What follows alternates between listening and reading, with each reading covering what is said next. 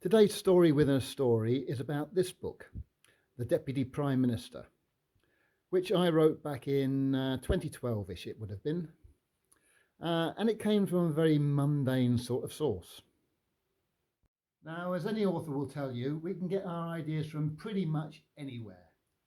But this particular one came straight off the front pages of our daily newspapers and from the headlines of our TV news broadcasts. Back in 2011 and 2012, there was a big scandal involving MPs claiming some odd items from their expenses.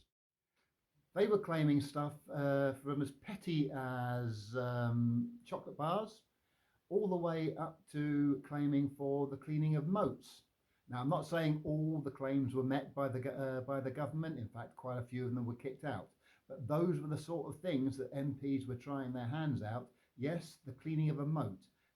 Somebody else tried to claim for building a duck island for his ducks around his house. And it created quite a furore in the newspapers. Some MPs actually ended up in court because it turned out some of the claims they'd submitted weren't actually genuine claims. They fraudulently claimed stuff just in order to boost up their wages. And they thought this was okay. Well, they soon found out from the furor, the public outrage, that this was not okay. But I knew as an author, just telling that story wouldn't be that excited. I mean to say, what sort of drama can you get out of somebody filing an expenses claim, even though it's not a legitimate one? So I had to sort of extrapolate that idea, turn it into something much, much bigger.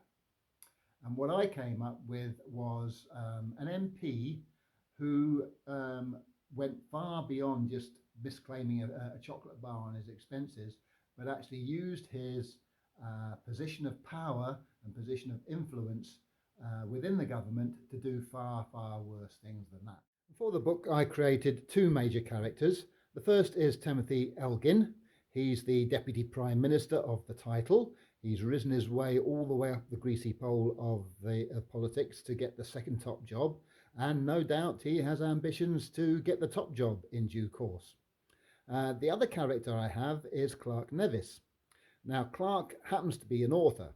No, he's not me in disguise. He's nothing like me. In fact, he's far more of a risk taker than I am.